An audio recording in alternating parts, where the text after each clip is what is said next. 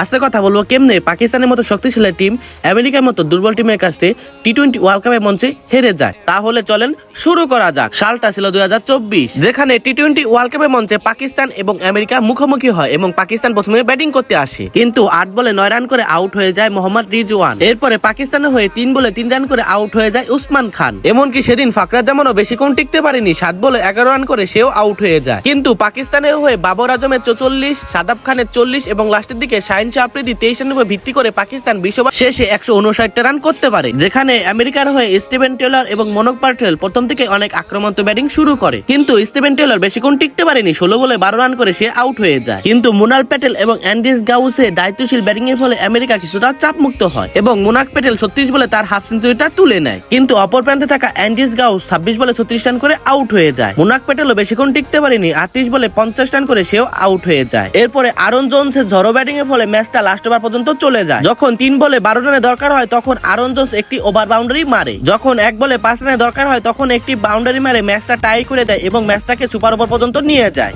Super ওভারে প্রথম batting করতে আসে আমেরিকা এবং আরন জোনস প্রথম বলে একটি বাউন্ডারি মারে এবং আমেরিকা সুপার ওভার থেকে 18টা রান আদায় করে নেয়। যেখানে পাকিস্তানের হয়ে দ্বিতীয় নাম্বার বলে একটি বাউন্ডারি মারে ইফতেখার আহমেদ, কিন্তু এরপরে বলে আউট হয়ে যায় ইফতেখার আহমেদ এবং পাকিস্তানে জেতার জন্য দরকার 3 বলে 13টা রান। যখন 1 বলে 7 রানের দরকার হয় তখন সাদাব খান একটি সিঙ্গেল নেয় এবং আমেরিকা পায় এক অবিশ্বাস্য জয়।